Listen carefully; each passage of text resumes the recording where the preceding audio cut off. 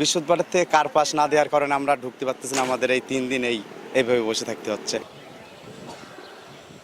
2017 সালে শুরু হয় বেনাপোল পেট্রাপোল বন্দর দিয়ে সপ্তাহে 7 দিন 24 ঘন্টার বাণিজ্য সেবা। এতে বাংলাদেশের অংশে বাণিজ্য ও রাজস্বের পরিমাণ বাড়ে 40%। তবে গত বৃহস্পতিবার থেকে কোনো আলোচনা ছাড়াই ভারত এ সেবা বন্ধ করে কেবল সকাল সন্ধ্যা বাণিজ্যের নির্দেশ দেয়। নির্দেশনা কার্যকরের পর থেকেই দুই পাশে শুরু হয়েছে ট্রাক জট। এর ফলে রাজস্ব আদায়ের গতি কমে যাবে বলে মনে করেন সংশ্লিষ্টরা।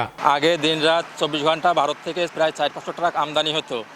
এখন সেটা 6-6টা আমদানি বন্ধ হওয়ায় পেট্রাপোল বন্দরে যানজটের সৃষ্টি হচ্ছে। আমদানি রপ্তানির অনেক পচনশীল পণ্য যেগুলো এসে গাড়ি ট্রাক দাঁড়িয়ে আছে, এগুলো তারা এক্সপোর্ট ইম্পোর্ট কোনোটাই হচ্ছে না। 6টা পর্যন্ত বাণিজ্য যদি আমদানি রপ্তানি হয় তাহলে আমাদের বাণিজ্য ঘাটতি দেখা দেবে। তবে পেট্রাপোল বন্দরের কাছে এর কারণ জানতে চাওয়া হয়েছে বলে জানিয়েছে বেনাপোল বন্দর কর্তৃপক্ষ। এখন জন্ম সনদ দিয়ে খোলো বিকাশ স্টুডেন্ট অ্যাকাউন্ট। নিজের বিকাশ নিজে কর।